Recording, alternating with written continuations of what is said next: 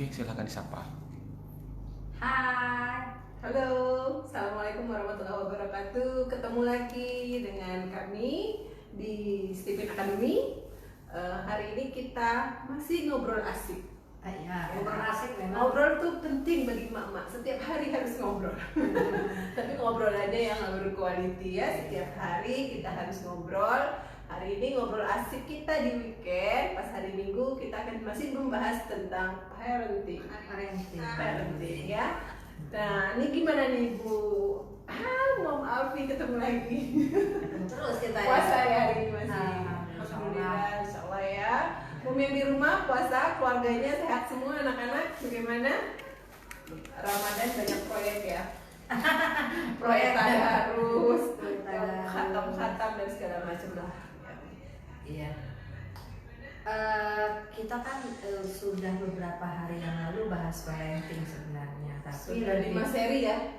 dari seri fokus kepada parenting ala mesin kecerdasan. Jadi mulai hari ini kita akan memahami atau membahas apa itu sebenarnya parenting secara lebih mendalam.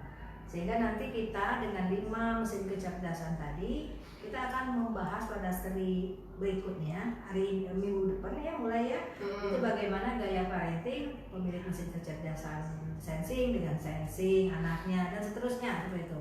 Nah, sebelum kita masuk kepada pembahasan pola hubungan, sebenarnya ada 25 pola nantinya kan. Hari ini kita akan berdiskusi kayak ngobrol asik tentang parenting itu apa. Nanti Itu kita ini tahu-tahunya kita parent sudah fungsi kita apa ya. Terus apa dampaknya kalau fungsi sih kita udah tahu, pasti kita orang tua ya. Orang tua yang bagaimana kan ada ilmunya, ada parentingnya. Khusus hari ini kita kan karena kita dari Stephen tuh ilmu parenting dengan menggunakan konsep Stephen. Kuncinya di situ karena ilmu parenting lain banyak kok. Jadi semua pasti punya manfaat positif termasuk yang kita akan sampaikan. Insya Allah ini menjadi kita lebih mudah memahami bagaimana kita membangun pola hubungan yang berkualitas karena sudah mengenal diri sendiri dengan genetiknya melalui satu biometrik tes kan, sehingga sudah ada keyakinan terhadap apa sih yang menjadi kecenderungan personality kita, itu yang nanti kita jadikan menjadi suatu gaya parenting, kemudian pola hubungan parenting. Gaya parenting ya, ternyata parenting punya gaya ya. Ada stylenya. Supaya style apa sih yang cocok untuk feeling gitu ya. Iya, karena kunci parenting itu kan pertama tuh kita harus milih tuh siapa menjadi parent leader di rumah. Iya. Parent leader itu apa ya? Parent leader itu namanya leader kan. Jadi Namanya orang leader. yang menjadi pemimpin dalam parenting Di rumah. Itu perlu mom dad semua karena memang parenting itu membutuhkan atmosfer parenting yang cocok dengan dirinya ya. Ya konsisten juga. Bukan hanya cocok dengan dirinya karena dia menjadi pemimpin di situ tentu harus bisa mengakomodir bagaimana gaya terbaik atau kita bicara masalah personality terbaik yang dia miliki semua dirinya menjadi nyaman. Tapi kemudian berikutnya membuat pola parenting di rumah itu konsisten. Jelas siapa pengambil keputusannya Bu. Nah, kalau tidak konsisten kan kasihan anak. Si bapak bilang A, si mama bilang B. Akhirnya anak bingung. Ini sebenarnya bagaimana? Nanti jangan-jangan di belakang tuh cari kekuatan pula. Pas ada emak gimana? Jangan beli apa tuh balikannya sehingga itu tidak kita harapkan. Iya, gitu ya Bung Ded. Memang parenting ini kan tujuan akhir dari sebuah proses. Parenting ini proses ya, proses. Jadi tujuan akhir darinya adalah mestilah bisa mengantarkan anak ke kesuksesan. Iya, sekaligus memaksimalkan potensi anak. Sukses sesuai dengan potensi anak. Jadi tanpa kita orang tua merasa terbebani, jadi tetap bisa nyaman, bisa mengoptimalkan diri kita sambil kita juga mengantar anak-anak kita menjadi kesuksesannya. Sesuai dengan desain masa depan masa depan keluarga sehingga tumbuh keluarga sukses mulia. Amin ya rabbal alamin. Itu harapan kita. Kita fokus dulu parenting itu sebenarnya kan keberhasilan ya kuncinya. Artinya keberhasilan yang dikelola dengan hubungan parenting yang nyaman di rumah. Ya, keberhasilan. Kenapa seperti itu? Ya karena memang kita punya keputusan yang harus kita optimalkan sebagai paralegal. Ya kalau ibu kalau pilih kan dengan feel-nya nih. Dengan feel. Bondingnya beda, cara bondingnya beda. Iya. Membangun keterikatan keluarganya beda. Gitu caranya. Beda dengan Kalau sensing yang sensing, disiplin. Baiknya sensing menghadapi anak intuitif yang polanya dia cenderung suka-suka. Bagaimana tuh? Nah, jangan main apa? Misalnya jangan gambling. Ada ilmunya, Mom Dad, sehingga kita memiliki keyakinan yang lebih besar untuk potensi keberhasilannya. Ya, next ya. Baik. Nah itu kan, ini Bu yang paling penting, sense of giving. Coba gimana tuh maksudnya Bu Suri? Iya, pada dasarnya kalau menurut saya nih ya, Mama Alfi, parenting itu memang proses seumur hidup. Ya. Itu adalah bagaimana kita memberikan yang terbaik dari diri kita untuk keluarga, terutama untuk anak-anak. Sehingga potensi ini memberikan yang terbaik ini yang akan nanti membuat mereka juga melakukan hal-hal yang sama gitu. Iya. Itu dedikasi lah, Dedikasi. Ya, dia membutuhkan memang all out dedication. Jadi kita ketika menjadi kita orang tua, ya kesannya begini kan, kita jadi orang tua tuh ada mom, ada dad, dua ya dalam satu rumah. Parenting stay juga tidak membuka kemungkinan, tidak menutup kemungkinan bahwa ada orang lain di rumah, misalnya nenek. Ada nenek. Itu kemungkinan juga ada. Jadi kita fokus dulu, ada beberapa orang yang berperan dalam mendidik anak. Nah, seperti itu kan dedikasi dari orang-orang yang mempunyai potensi berperan sebagai parent leader itu perlu dicek. Siapa yang punya set of giving yang paling besar? Ya, yang lebih peduli, lebih mau mengorbankan waktu, perasaan, bahkan sampai ke uang untuk bisa menjadi orang tua yang fokus mendidik anaknya. Seberapa besar? Semua pasti mau, tapi seberapa besar yang di antara yang ada itu yang kita nilai sehingga memiliki potensi terbaik menjadi seorang parent leader. Walaupun kita berharap dia parent leader itu tetap daddy, tapi tidak menutup kemungkinan ada kondisi tertentu. Ya, misalnya ayah jauh tidak berperan, tidak bisa berperan, jadi ada beberapa hal yang mungkin macam-macam lah. Ya mungkin karena kesibukan, macam-macam yang nanti mungkin dalam interaksi kita langsung dalam konsultasi itu bisa kita pelajari secara personal tergantung pada kasusnya. Nah, cuman sekarang kita harus fokus bahwa siapa yang punya dedikasi tertinggi, tanggung jawab. Ya, tanggung jawab. Pokoknya dedikasi. Ya, sehingga dia diharapkan memegang tanggung jawab tertinggi. Sehingga dedikasinya juga ini. Belum tahu sebenarnya Bu Zuli. Karena ada yang ada kondisi tertentu yang kita tidak bisa. Ya, berarti tidak bertanggung jawab. Bukan, artinya tetap bertanggung jawab terhadap materi keluarga, tetapi ada kondisi tertentu yang memang dia itu menyerahkan kepada istrinya itu dengan pemahaman tetap mandatori kalau kita artinya bukan mengalihkan 100% kepada si ibu, tetapi ada sebagian yang karena sering sekali soal parenting ini dilimpahkan langsung ke ibu. Apa-apa ibu, anak berhasil ibu, anak gagal ibu juga yang disalahin. Anak berhasil bukan ibu, sama-sama. Kalau gagal baru cari itu. Nah, kita jangan seperti itu gitu ya. Jadi kan kita Bu Zuli itu kalau kita menyederhanakan kuadran parenting sebenarnya kita bisa melihat ada dua tipikal yang terjadi, yaitu bagaimana orang tua sebagai parent leader itu punya tuntutan nggak pada anak, itu yang satu. Yang kedua, bagaimana responsivitasnya. Tuntutan sesuatu yang kita ambil sebagai suatu keharusan, anak harus memberi kepada kita.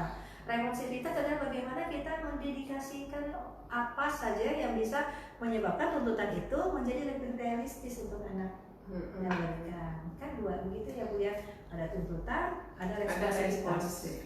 Nah kalau dia ketemu misalnya begini Bu Juli, tuntutannya rendah, responsivitasnya rendah, itu kira-kira gimana orang tuanya? Orang tuanya tuntutannya rendah, responnya juga rendah. Jadi ya anak mau apa aja nggak peduli. Cuek berarti ya. Jadi nggak ada tuntutan. Acuh ya. Di sekolahnya mau dia hebat, mau belajar atau tidak, nggak ada masalah. Nggak ada tuntutan. Nggak ada tuntutan. Anak nggak diarahkan nih mau kemana dia. Nggak ada tuntutan. Biarin. Jadi nggak ada tuntutan kalau kita nggak ada tuntutan lah. Ada tuntutan dan tuntunan. Responsivitas sudah nggak ada. Iya, Jadi kalau anak itu bagaimana pendampingan dia, pokoknya nggak peduli lah. Jatuhnya tuh jadi acuh. Jadi acuh. Ngeri banget nih ya. Ada nggak ya kira-kira itu ya. Mudah-mudahan tidak ada ya. Mudah-mudahan tidak ada. Kita sadari sebagai orang tua kita tanggung jawabnya dunia akhirat ini. Iya, tuntutan tidak ada, responsibilitas tidak ada. Ada. Jadi anak tumbuh aja sendiri terserah ya. Syukur-syukur berhasil. Kalau nggak berhasil ya nasib mulana. Iya. Jadi artinya jangan yang tapi itu ada kemungkinan terjadi dengan berbagai sebab dan itu tidak kita sarankan. Jadi memang harus ada tuntutan ya. Harus dalam parenting ada itu target ya. tuntutan harus ada, responsibilitas juga harus ada. Harus ada. Ada juga nih tuntutannya yang tinggi. Responsibilitas tidak ada. Nah, ya bagaimana Bu? Tuntutan harus, tapi ketika anak butuh pendampingan, butuh diberikan dukungan, anak harus berprestasi, harus jadi yang hebat. Tapi begitu anak butuh kitanya nggak ada. Aduh. Jadi main perintah aja ya, kamu harus lakukan ini, kamu harus lakukan ini, kamu lakukan ini gitu ya. Sedangkan itu apa tuh? Otoriter ya, perintah ya. Mentang-mentang bapak, mentang-mentang emak gitu kan. Pokoknya harus pintar, harus juara, tapi tidak melihat apa sih responsibilitas kita yang bisa menyebabkan anak nyaman. Betul. Dan tidak mengenal juga anaknya ya. Pastinya ada anak yang butuh cara beda-beda. Sudah kita bahas 5 seri yang lalu, kita udah bahas tuh setiap mesin kecerdasan punya keunikan ya, kebutuhan masing-masing ya, unggulannya juga masing-masing, cara komunikasi dan lain sebagainya ya. Cara yang bisa membuat hasilnya maksimal, anaknya nyaman, hasilnya maksimal, orang tua juga nyaman. Nah jadi kan orang tua sama anak tuh sama-sama personalitinya ada. Nah ketika terjadi pola parenting, nah disinilah parenting dengan konsep Stephen itu mempertemukan dua hal yang bisa kemungkinannya berbeda, bisa juga sama, menjadi suatu interaksi yang positif dalam keluarga untuk menuju kepada desain keberhasilan. Jadi ada suatu yang konkretnya, ada juga yang sifatnya otoriter. Dulu, misalnya mungkin kayak gini kan, dulu mulai nggak ada apa-apa, susah juga, jalan kaki ke sekolah. Sekarang anak dibeli jalan kaki, hilang jalan. Ya karena dunia kan berubah. Dunia ya, keadaan juga berubah ya, zaman berubah. Jadi kalau seperti Rasulullah bilang, didik anakmu sesuai dengan masanya. Karena gini, kalau dulu seperti itu mungkin dunia aman. Sekarang mau biarin anak main keluar aja bingung. Apalagi dalam takut ya. Di rumah aja sekarang. Apalagi saat sekarang ini gitu. Ya, itu harus sambil peran memberikan respon ya, Mom, jangan sampai jatuh ke otoriter. Jadi dua yang dihindari, yang harus kita hindari. Pertama acuh. Jangan sampai kita tidak punya tuntutan sama sekali anak. Mau apa nggak peduli. Kalau anak sekolah mau kemana nggak ditanyain. Kemudian tidak ada juga responsibilitas, ya nggak acuh ngapain respon kan, pasti dua-duanya nggak terjadi. Nah, jadinya kan sudah tidak ada tuntutan, tidak ada responsibilitas, acuh tak acuh, seolah-olah tidak ada tanggung jawab kita sebagai orang tua. Ya. Jadi anak tuh kayaknya ngerepotin justru ya. Iya, artinya amanah yang mungkin dianggap tidak bernilai ya. Kemudian kedua tadi otoriter. Kita merasa bahwa hanya dengan hak prerogatif kita sebagai orang tua hanya memberikan dia tuntutan menuntut anak. Sedangkan di satu sisi kita tidak bersedia memberikan responsibilitas apa yang diperlukan anak supaya tuntutan itu bukan menjadi beban, tapi menjadi motivasi ya. Ya menjadi sesuatu yang tapi ada juga nih orang tua dia nggak ngasih tuntutan tapi fasilitas banyak diberikan. Apa aja kemauan anak diikutin, itu memang banyak juga. Banyak ya, menggantikan waktu yang terbuang. Iya, dengan materi. Jadi apa keinginan anak diberikan tapi nggak dikasih tuntutan apa-apa gitu. Anak tidak prestasinya atau apanya tidak dikontrol. Ada juga responsibilitas dia itu. Jadi tuntutannya rendah, nilai yang berhubungan dengan keberhasilan yang diberi standar ya. Iya, itu kalau kita di sini sangat permisif ya berarti ya. Sangat permisif itu pola. Benar anak itu semuanya. Ya sehingga tidak ada itu bikin cenderung membuat anak itu jadi egois. Sekarang sering kita lihat ya, karena berita-berita itu ya sudah peka juga terhadap maka dengan sampai kelakuan dengan orang tua, dengan gurunya, kemudian orang tua datang untuk bukan negor anak malah kelahi atau gurunya ya. Apa seperti itu ya kali ya? Efeknya bisa jadi ya, salah satu efek yang terjadi begitu tuh. Sederhananya anak difasilitasi luar biasa. Tapi tidak dibarengi dengan tanggung jawab, pemberian tanggung jawab ke anak. Tidak ada tuntutan. Misalnya jajan nih, pengen beli jajan, dibeliin yang apa dia mau. Tapi jajan itu tidak diberikan tuntutan. Yang penting anak senang. Iya. Banyak lagi ya. Artinya ada kuadran yang ketiga, bagaimana pola parenting itu menyebabkan orang tua atau parent leader itu menjadi sangat permisif terhadap apapun yang dilakukan anak, karena dia memberikan responsivitas yang tinggi, fasilitasnya banyak, dan tuntutan terhadap anak tidak dilakukan. Kalau orang tua ini full responnya, tetapi tuntutannya juga full. Bisa juga, ada juga ya seperti itu ya. Kalau dari konsep parentingnya Stephen justru yang itu tidak anjurkan. Itu yang dianjurkan. Jadi artinya kita melakukan autoritatif terhadap anak. Jadi anak itu diberi tuntutan yang sesuai dengan kemampuan dia ya. Artinya kalau tuntutan itu disesuaikan dengan personality anak.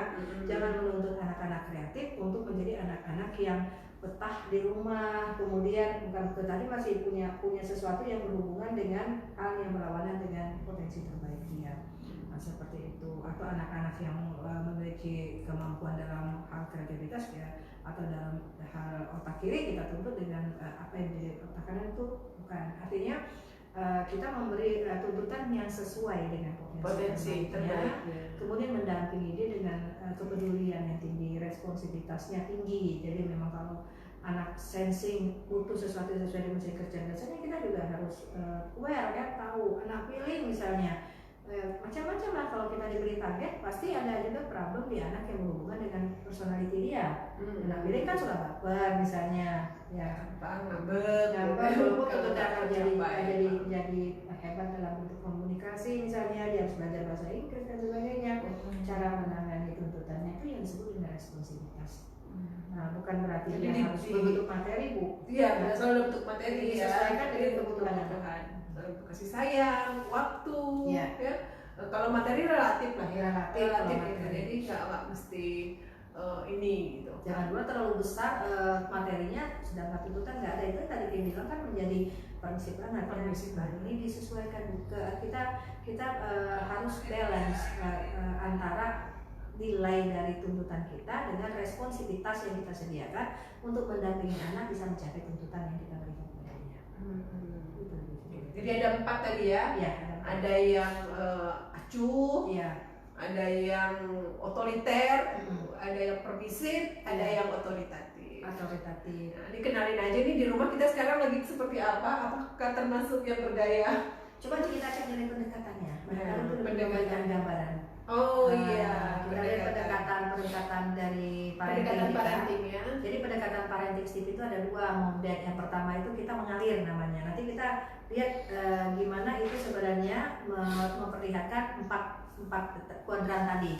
Ada acuh, ya, ada otoriter, ada permisif, ada otoritatif. Nah, kalau kita lihat pendekatan parenting itu ada 2. Yang pertama mengalir versus terdesain. Yang kedua itu intervensi versus pembiaran. Nah, jadi kita bedah satu-satu, Bu. Kalau mengalir itu seperti mana? Tadi kan kalau mengalir itu itu jadi mengalir ya, pokoknya nggak peduli gitu ya. Mengalir aja ya. Nah, pertama itu cenderung membiarkan anak mengalir tanpa perencanaan. Artinya ya udahlah, nanti mau jadi apa juga jadi nanti aja lah. Padahal kalau di Stephen kita sudah tahu potensinya. Sebenarnya untuk pemilihan pendidikan anak, memilihkan arah profesi anak sudah bisa didesain dari awal. Umur kita pertama kali bisa ngetes anak Stephen itu di atas 2 tahun atau lebih baik dimulai dari umur 3 tahun. Nah, 3 tahun itu sudah hasilnya sudah permanen, sehingga begitu kita tes secara biometrik, anak yang memiliki mesin kecerdasan otak kiri bawah misalnya, itu akan tumbuh sesuai dengan potensi genetiknya. Sehingga kita bisa mendesain, oh anak ini nanti besarnya mau jadi apa, itu udah bisa sudah ada alternatif pilihan. Nanti pilihan pendidikannya, mulai mau dimasukin sekolah, cara memaksimalkan belajarnya, perilakunya gitu ya. Cara komunikasi ya. Ya, jadi kalau yang mengalir tadi, pendekatan yang mengalir versus terdesain itu kita membiarkan anak mengalir tanpa perencanaan. Nah, kalau yang sebelah satunya lagi terdesain itu yang sebagusnya. Kita merencanakan program anak secara cermat. Cara Kan ayah Bunda, di saat anak kita masih belum masuk sekolah pendidikan dasar saja, kita sudah bisa mengenal dengan akurasi yang cukup tinggi terhadap kecenderungan personality, minat dan bakat anak kita, sehingga kita bisa mendesain lingkungannya. Karena kan 20% itu adalah genetik, 80% itu adalah lingkungan.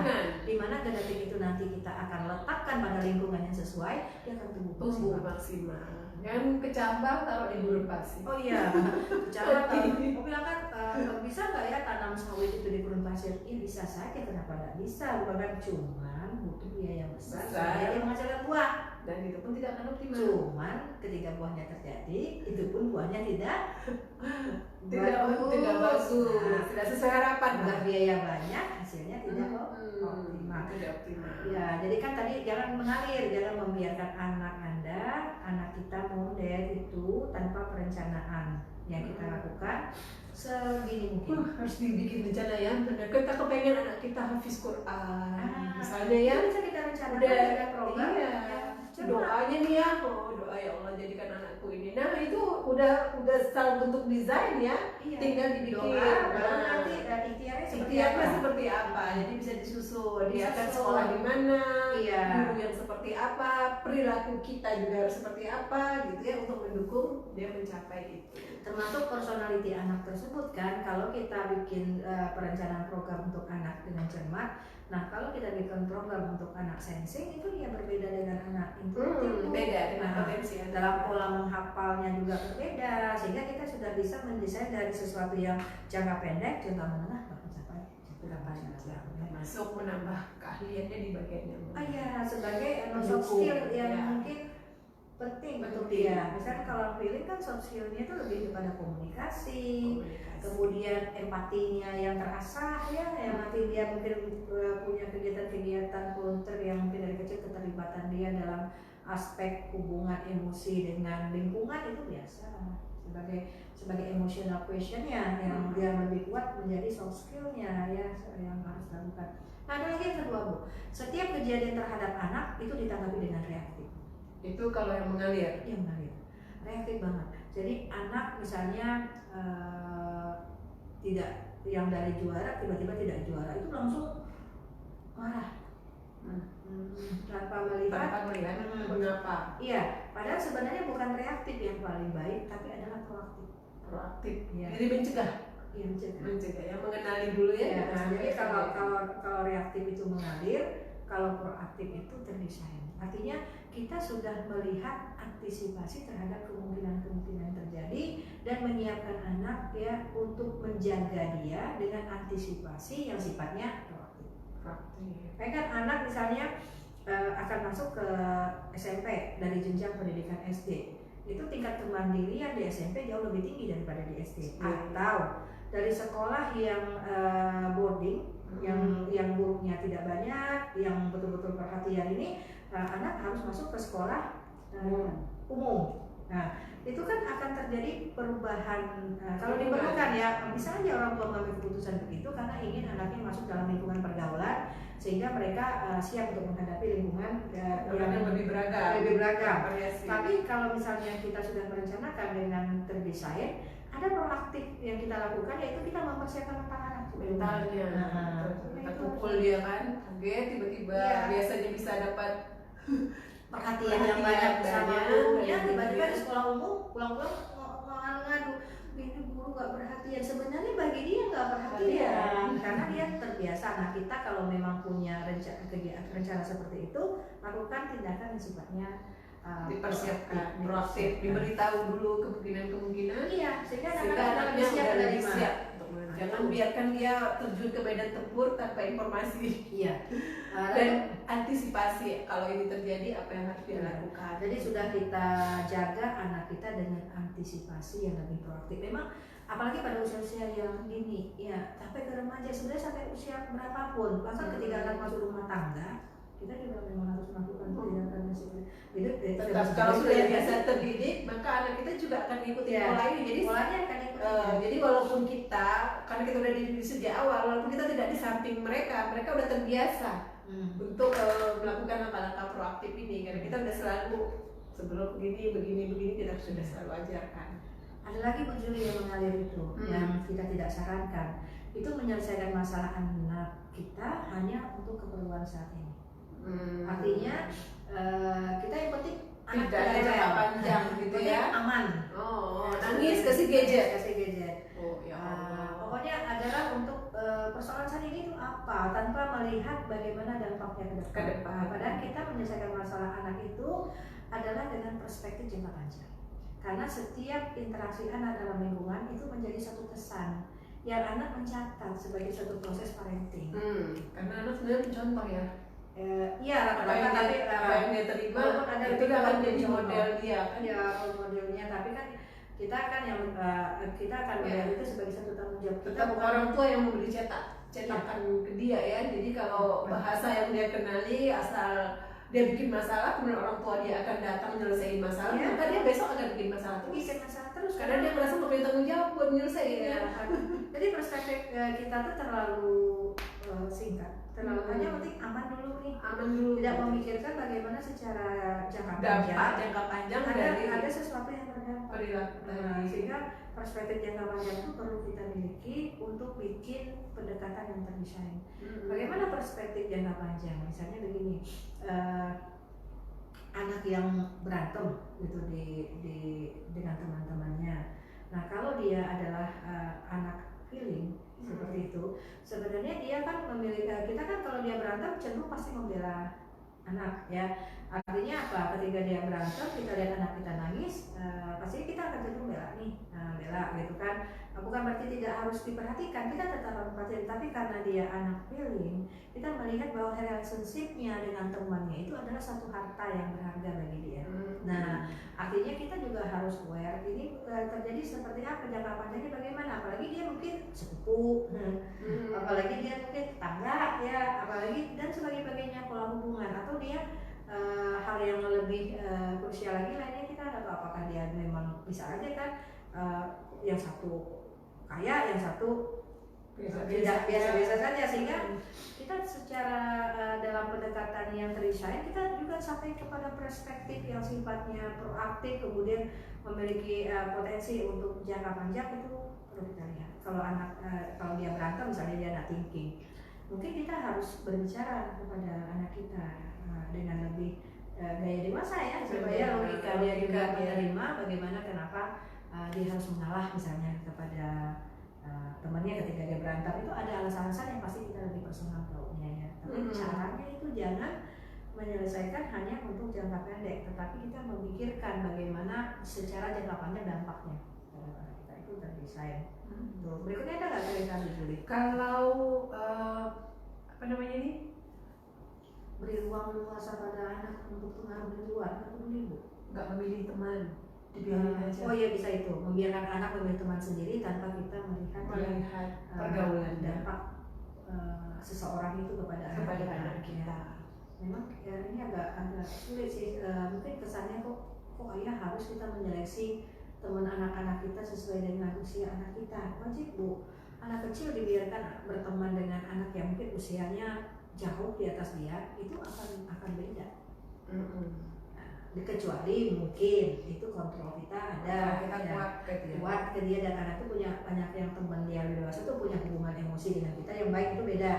Tapi kalau dilepaskan dia berteman di lingkungan yang tidak kita kontrol, kemudian temannya tidak kita lihat bagaimana potensi anaknya ketika dia memilih teman, itu sebenarnya tidak disarankan.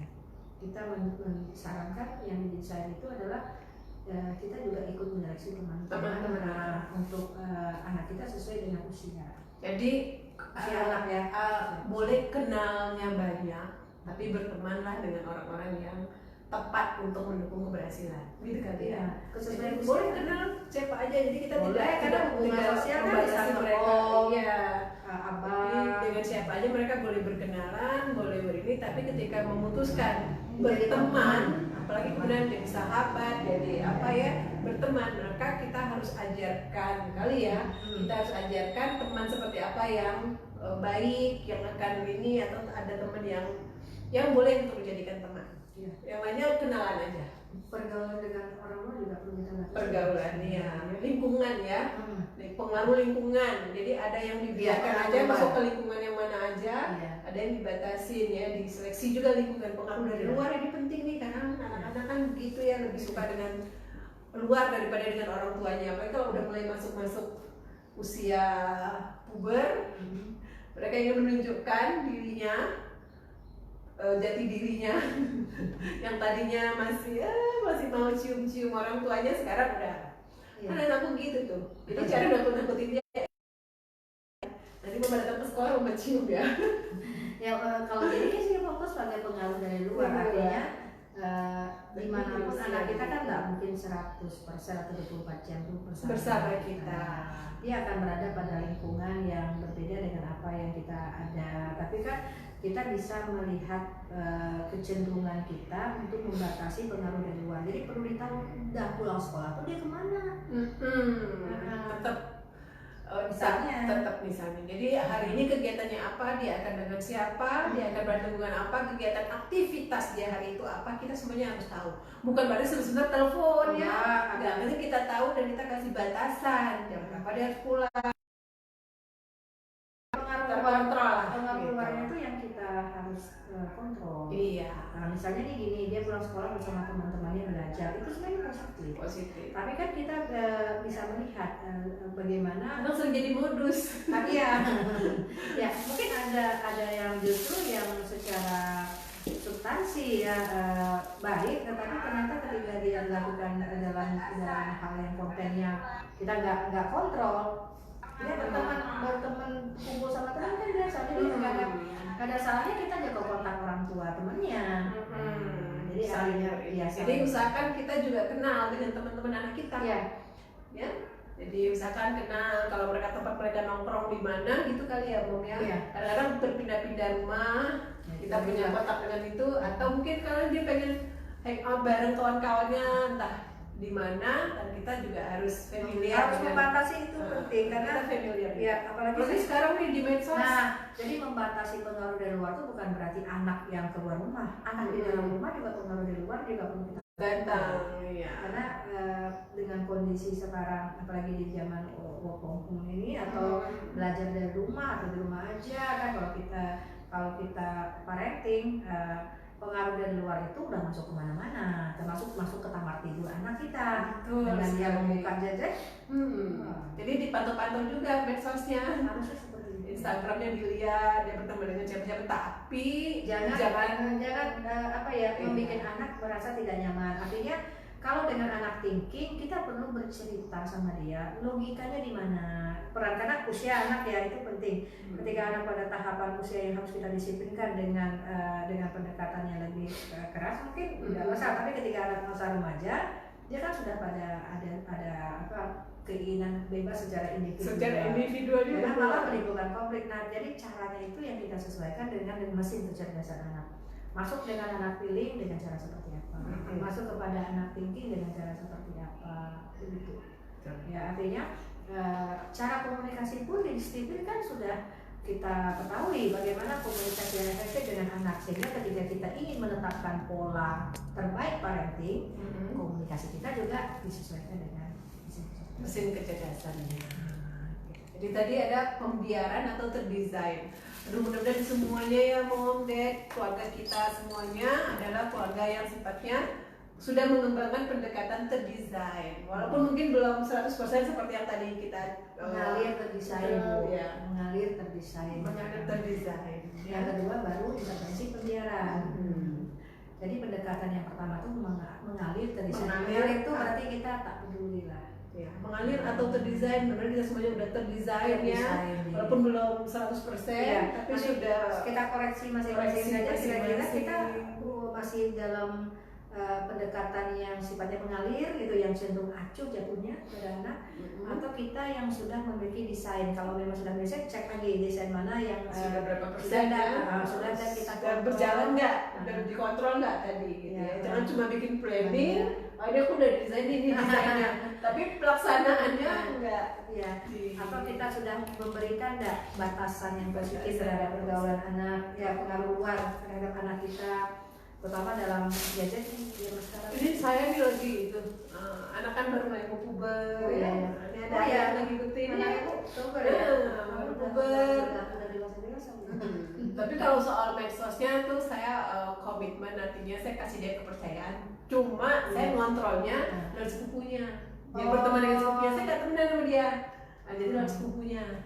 Jadi sepupunya tuh kalau lihat-lihat nanti lapor gitu. Nanti kalau misalnya ada yang dikoreksi, saya suruh sepupunya koreksi. Nanti sambil ngobrol kita bahas. Jadi kan anak tidak suka terlalu egonya lagi naik, ini rasa ingin menunjukkan ininya gitu kan. Jadi ya kita biarkan dulu, tapi caranya muter seperti itu trik kita. Iya. Trik kita kan mungkin akan ya bunda pasti ada juga. Tetap kita kontrol walaupun kelihatannya saya tidak berteman dengan dia di medsos dan saya juga tidak suka tuh mesti buka-buka handphone dia, chat dia tuh. Kalau saya aja digituin nggak suka.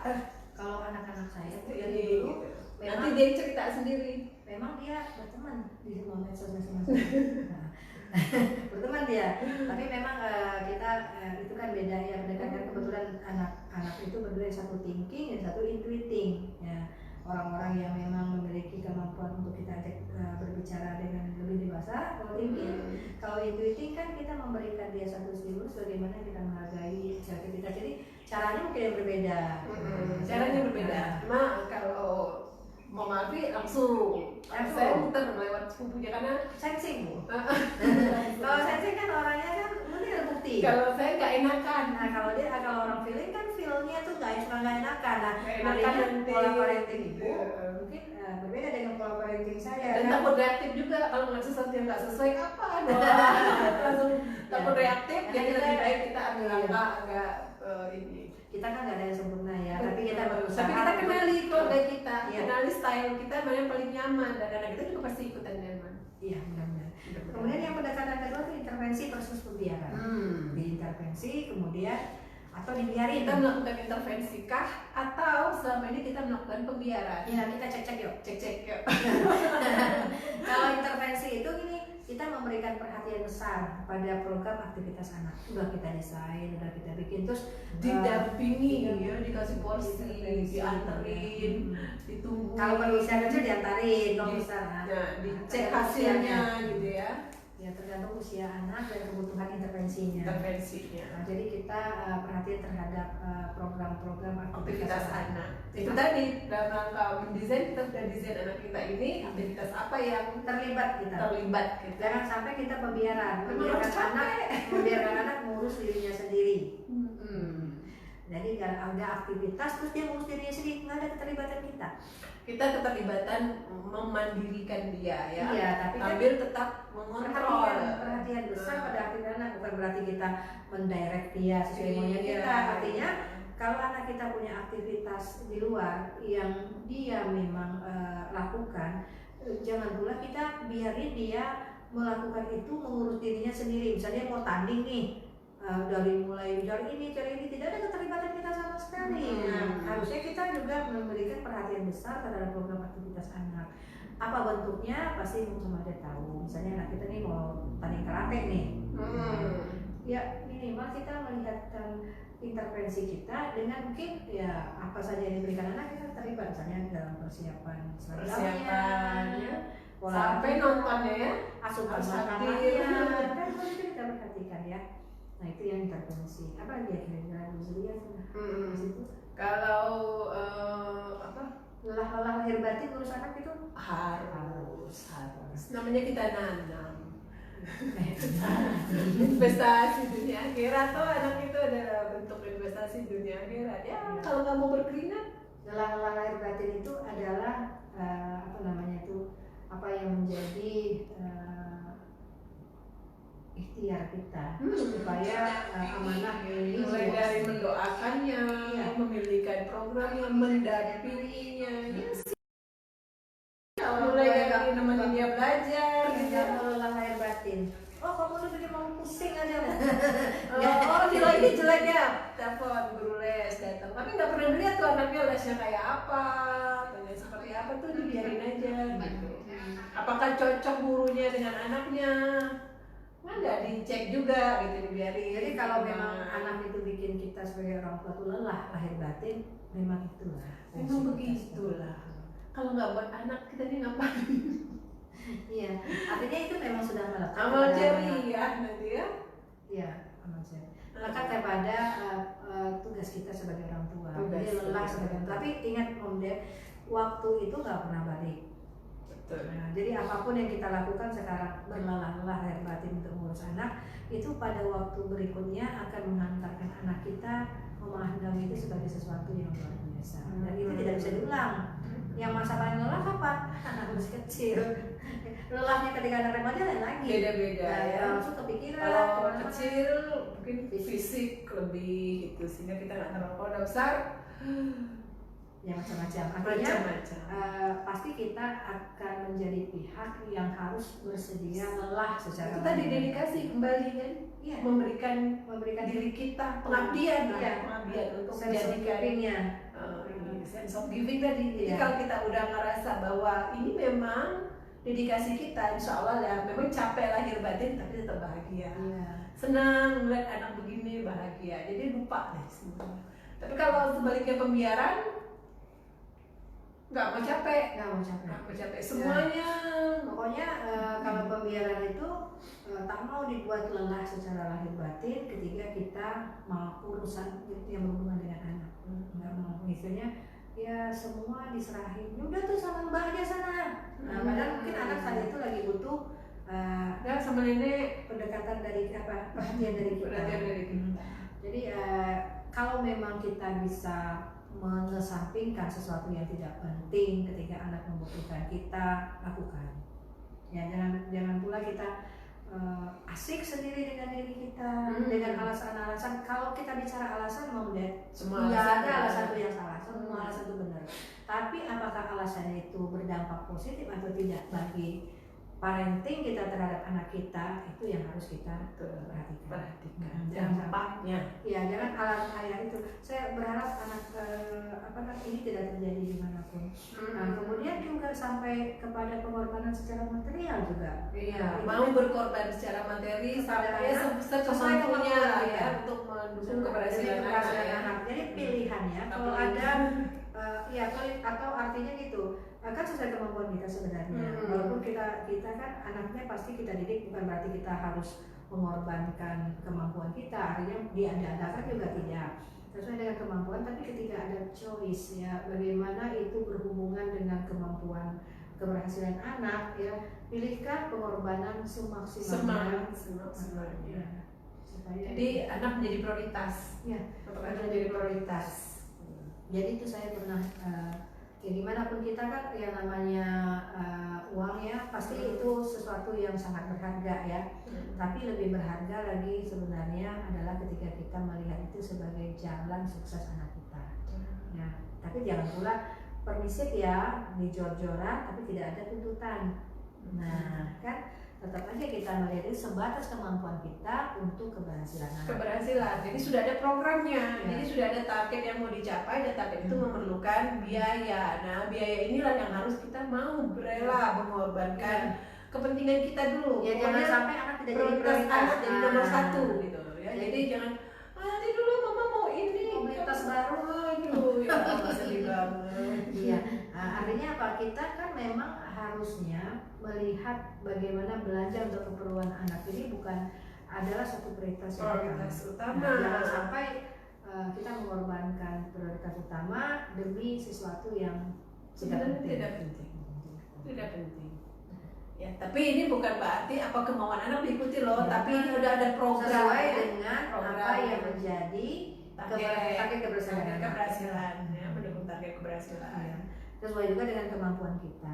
Kita berharap itu kemampuan itu standar ya. Tapi apapun terjadi dengan kita itu kan tidak kita bisa bahas tuntas. Kita hanya membahas normatif sekarang di menjelaskan live Facebook kita. Tapi nanti kalau ada kasus dan sebagainya itu beda lagi cara Beda ya. kita interaksi yang berbeda ya. Kemudian hubungan dengan anak sebenarnya saja. Iya. Kualitas hubungan. Hati. Waduh, sayang banget ini kalau ini ya, karena mereka nggak selamanya kan Iya. dekat kita, mom, dad. Jadi Jaga dengan baik intervensi kualitas itu hubungan ya dengan anak. Salah satu bentuk intervensi adalah kita berusaha maksimal menjaga kualitas hubungan. Ya, kualitas hubungan Dengan anak. Bagaimana orang tua tetap menjadi sosok yang membanggakan. Iya, mereka bangga dengan kita. Ya. Kemudian apapun yang terjadi di mereka, kita adalah orang pertama yang mereka cari dan akan mereka sebut. Ya, karena anak-anak juga tidak melihat sosok orang tua Sosok yang sempurna sempurna. itu adalah orang tua yang punya segalanya, enggak. Enggak. Ada sisi-sisi yang memang kita lihatkan bahwa kita memiliki suatu kekuatan sebagai anak sehingga hubungan kita dengan anak itu berjalan dengan sangat baik. Ya, kan kita tidak menutup kemungkinan orang tua tidak bekerja, ada masalah. Tapi posisi hubungan dengan anak itu yang kita jaga dengan baik. Artinya itu yang perlu kita lakukan secara intervensi. Nah, jadi hubungan, karena ini setiap keputusan kita tuh berdampak jangka panjang, Bu. Betul. Apa yang kita lakukan sekarang itu sebenarnya Catatan bagi anak. menyimpan dampak ke depan yang mungkin sekarang belum keluar, Iya. tetapi jauh ke depan nanti itu akan terbuka. Karena anak kan tidak akan selamanya memiliki pengetahuan yang stuck. Dia kan akan Berkembang. mendapat informasi Iya. tentang pola standar yang baik. Jadi artinya apa? Memang menjadi orang tua untuk anak-anak yang sukses, kita memang harus banyak belajar. Banyak air mata juga. Ya, namanya lahir batin, Bu. Lahir batin ya. Ketika melihat kenakalannya kita sampai Iya, itu yang memang nggak ada sekolah sih sebagai orang tua, tetapi insya Allah tuntunan menjadi orang tua yang baik itu dari sisi agama juga Pak. Sudah banyak. Ya, kan? Stephen juga dirumuskan juga ada berdasarkan. Ya, Stephen adalah salah satu konsep yang bisa kita jadikan tambahan ya, tambahan yang penting sebenarnya. Bagaimana mempermudah pola parenting kita dengan anak. Ya, di sini kalau kita intervensi itu kan kita menjaga hubungan dengan anak sehingga setiap tahapan tumbuh kembang anak tuh kita terlibat di dalamnya dengan quality. Betul. Kemudian proses pertumbuhan anak itu lebih dini mesti anak belum matang. Artinya apa? Kita awal terus proses pertumbuhan anak lebih dini sampai di ujung kematangan pribadinya. Jadi gini, nggak bisa dilepaskan anak itu sebelum anak itu mandiri, matang dan mandiri. Nah itu adalah proses yang kita udah lalui nih sebagai orang tua. Tapi anak kita kan akan melalui jalan yang sama yang mungkin lingkungannya tidak sama, berbeda.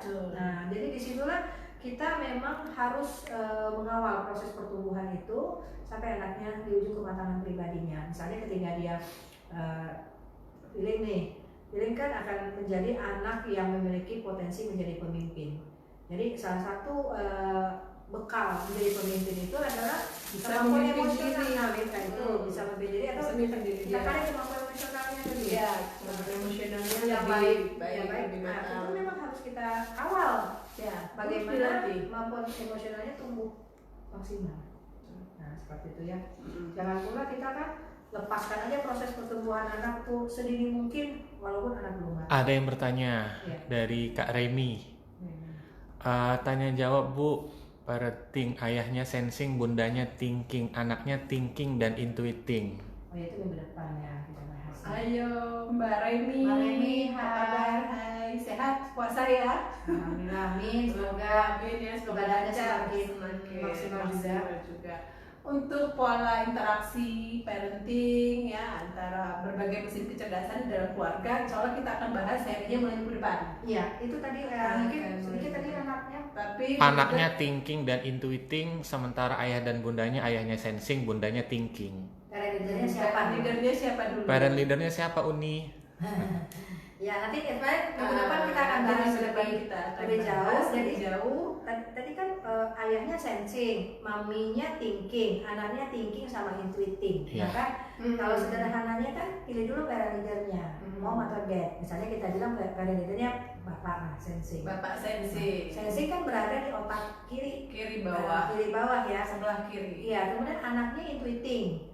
Kemudian satu lagi thinking. Anak yang thinking berada otak kiri, anak yang intuiting ada di otak kanan atas. Nah, sekarang kita mau gaya parenting yang mana? Yang paling cocok sebenarnya pilihannya itu bisa gaya kiri. Nah, tapi tetap kita harus memperhatikan yang anak intuiting supaya dia dengan gaya kiri kita kan kesesuaian kita sebenarnya. Kalau di gaya kiri kan si maminya tuh sebenarnya lebih cocok karena ada di atas yang bisa ketemu sama anaknya. Jadi mungkin gaya kiri lebih bisa karena bisa didelegasikan ke maminya. Nanti kita bisa bahas secara personal itu. Ini Iya. dulu siapa parent leadernya. Ya. Mau Remi ya. Ini ketemu deh mau Remi kita bahas. Ya. Jadi kalau mau apa juga, mau lebih tunggu minggu depan atau juga bisa bergabung di WA parenting kita, ya. Tapi yang udah gabung ke situ silakan untuk melakukan pertanyaan, jangan datang ke situ mendiam.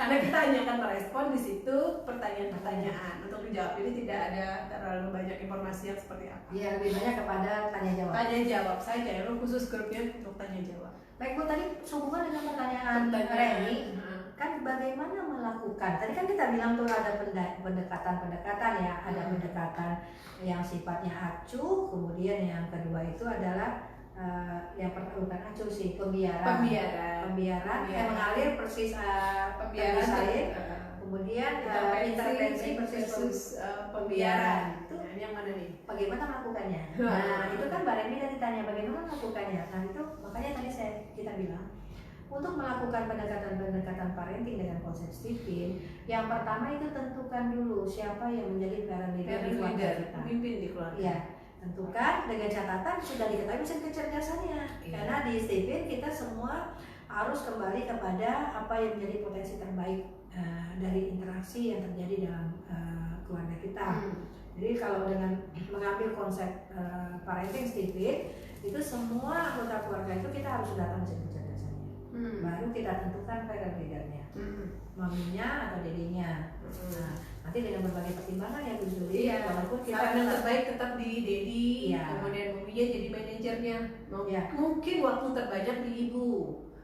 Tapi tetap tanggung jawab terbesar di bapaknya. Ditentuin dulu Bu Jili siapa dengan pertimbangan khusus kita, dan itu kesepakatan yang menjadi poin utamanya. Karena kita tidak juga menjudge langsung 100%, walaupun penanggung jawab utama keluarga pasti bapak. Tapi dalam parent leader kan ada delegasi yang kita berikan sebagai sesuatu yang kita anggap paling cocok untuk membuat potensi terbaik anak kita tumbuh dengan maksimal. Ya, jadi tentukan dulu siapa parent leader di keluarga. Itu kesepakatan. Karena konsekuensi nanti akan pada keputusan ya, pada hal-hal yang paling strategis yang harus kita ambil kan. Cara yang kedua itu supaya itu atmosfer keluarga bisa terbangun bersama. Iya, harus konsisten. Nah, kemudian sesuai dengan apa yang jadi bakat alami dari parent leader yang kita pilih. Kalau Mami yang menjadi parent leader, walaupun itu penanggung jawab utama tetap bapak, karena ada perasaan, itu nanti kita tentukan. Yang ketiga apa tuh? Yaitu jadi setelah tahu siapa parent leader, bangun atmosfer keluarga. Jadi pengen berhasil itu menjadi target bersama. Nah, atmosfer apa atau seperti apa sih akan itu dicapai. Dan itu juga nanti disesuaikan dengan potensi terbaik anak. Jadi jangan maunya orang tua aja. Ini kan disesuaikan dengan thinking kan, thinking ibunya, sensing bapaknya. Anaknya ada yang thinking itu lebih dekat pemahamannya, artinya tidak terlalu menimbulkan persoalan yang menguras logika Bu Remi gitu kan, yang menguras kedisiplinan bapak. Tapi nanti kan ada anak intuiting. Nah, anak intuiting ini kan dia punya bakat alami anak. Jangan sampai dia jadi korban. Ya, artinya kita akan melihat dia menjadi anak yang butuh perlakuan khusus, bagaimana kita memicu kreativitasnya tumbuh dengan maksimal. Nah, karena meninggalkan kultur atmosfer disiplin dan logika. Disiplin dan logika. Karena anak intuitif perlu kebebasan. Nah itu yang nanti bisa kita lihat bagaimana kita memilih pola hubungan, gaya itu kembali lagi ke kesepakatan keluarga. Nanti kita akan bahas minggu depan itu Bu Reni. Misalnya nih gaya kiri, gaya kanan, gaya atas, gaya bawah, gaya diagonal organisasi atau diagonal produksi. Itu ada 6 gaya nanti. Ada 6 gaya parenting yang bisa diputuskan untuk menjadi pilihan yang paling tepat dengan keluarga sesuai dengan mesin kecerdasan semua individu di dalam keluarga. Jadi tahu dulu mesin kecerdasan, tentukan parent leadernya siapa, baru nanti kita memilih gaya parenting. Udah hampir 1 jam. Oh iya, sudah hampir 1 jam. 55 menit, boleh closing dulu. Sudah berapa? Udah 55 menit. Nggak terasa ya? Asik sih kalau asik ya kalau parenting. Karena bukan ini, memudahkan sekali kalau kita menggunakan parenting Parenting berbasis Stephen ini karena langkah-langkahnya udah jelas dan tidak menduga-duga. step by step. Kita udah nggak Jadi menduga-duga. personality anak itu kecenderungannya sudah kita bisa ketahui, sehingga kita lihat anak kita kan pasti ketika masih anak-anak itu akan muncul baik buruknya dua-duanya, Bu. Jadi kalau kita melihat anak kita misalnya Felix ini cenderung alay, nangis, nggak karuan, atau anak kita insting itu cenderung anaknya pemarah, itu ketika kita udah tahu itu merupakan karakter bawaannya, kita jauh lebih sabar. Karena aku jangan seperti Kita abang. sabar karena kita mengerti. Iya, gua sabar karena gua cinta. Jadi segera tes Stephen ya. Ya, itu karena begini kan kita berpikir kenapa kok harus tes terus bayarnya berapa, bayarnya 500 tapi sekali seumur hidup. Karena itu jauh lebih murah dari biaya kita keluarkan ketika Stupid kita cost. salah mengambil keputusan. Stupid cost-nya jauh lebih tinggi daripada yang kita keluarkan. Sehingga kalau kita sudah mengetahui apa yang menjadi kelebihan dari Stephen, itu biaya kita keluarkan menjadi sangat tidak berarti. Ya, karena demi anak yang merupakan harta yang tidak bisa kita nilai. Di mana bisa tes Stephen ya, Bu? Langsung ke Stephen Academy bisa atau kontak Oke. kita. Kontak kita, Bisa. ya. Bisa di. Boleh langsung komen aja. Silakan. Baik Bu Juli, sampai di sini Ya, mungkin oke. pertemuan kita hari ini. Demikian pemirsa. Mana pemirsa kita ya? Ada Dia nonton nih si pemirsa. Ya, jadi demikian Mom Dad hari ini sesi ngobrol asik parenting kita, pola parenting kita. Mudah-mudahan apa yang kami sampaikan tadi, yang kita ngobrol tadi, itu ada manfaatnya ya, dan bisa membuat kita mengevaluasi nih kita udah yang melakukan yang mana untuk memperbaikan. Kita juga di parenting Stephen itu sudah punya klien-klien juga yang berbasis sekolah, berbasis keluarga. Jadi edukasi keluarga yang membutuhkan bagaimana implementasi konsep Stephen itu bisa diskusi sama Bisa kita. diskusikan. Karena kita memiliki suatu kekuatan yaitu simple, kemudian akurat dan aplikatif. Nah, sehingga tidak terputus. Jadi proses mengawalnya masih linear ya. Walaupun mungkin nanti di lingkungan sekolah, saya banyak juga menemukan di lingkungan sekolah itu ternyata kontra aksi ya dengan apa yang menjadi mesin kecerdasan klien Stephen saya. Tapi kita bisa memberikan pemahaman kepada anak. Misalnya anak intuiting itu masuk ke sekolah umum, di sekolah itu dia merasa tidak memperoleh sesuatu yang nyaman bagi eksplorasi pola kreativitasnya, dia cenderung seperti melawan kepada gurunya. Iya, karena dia gangguan ya. Iya, karena dianggapnya bosan, jenuh, anak nakal. Jadi ketika kita udah tahu dia anak intuitif itu di rumah, kita sudah mengarahkan orang tuanya untuk memberikan tambahan edukasi bagaimana memahami tentang aspek sosial yang berbeda dengan apa yang dia harapkan. Nah, itu akan terjadi dalam proses. Jadi memang tidak ada yang sifatnya simsalabim, Nggak ada. Ini harus proses. Tadi mau capek lahir batin. Iya, mau capek lahir batin. Yang namanya juga nanam. Iya. Baik ya, sampai ketemu lagi Mom and Dad sama Sabtu depan. Oh, jam 9 ya? Jam 9 pagi ya. Jam 9 pagi. Apa jam 2 Sabtu?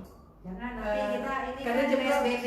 Iya. Oh iya. Takutnya kita Nanti kalau siang-siang nanti tidak bisa pulang ke rumah karena banyak jam 8 malam. Cuman kan puasa kita mungkin baiknya pagi aja di saat jadi pagi udah nyaman, pagi siang sudah tuh bersemangat hari. Tidak ada aktivitas kan juga pagi habis dari ini karena siang habis zuhur biasanya kita udah mulai banyak aktivitas. Oke, yang belum nonton seri sebelumnya boleh nonton di mana? Ya, boleh lihat di channel YouTube kita Stephen Academy ya. Selalu kita report di situ. Bisa tinggalkan pesan, komen dan pastikan subscribe dan share sebanyak-banyaknya. Karena subscribe gratis. Mas Lupi nggak liatin wajahnya sebelum kita closing? Enggak. Oh, kenapa di bulan puasa Mas Lupi nggak mau muncul? Karena rambutnya udah terlalu panjang. Karena Mas Lupi membutuhkan barber. Saya PSBB jadi tidak bisa potong rambut. Oke, sampai ketemu minggu depan. Saya Mom Alfi Purwanti. Saya Mom Juli. Saya Lutfi. See you baby. Terima kasih atas atensinya. Share sebanyak-banyaknya. Kita berbagi manfaat. Sharing is caring ya. Sharing is caring. Assalamualaikum warahmatullahi wabarakatuh. Salam sukses. Salam sukses mulia. Stephen, gue banget. tentang lo, Gue ahlinya. bye.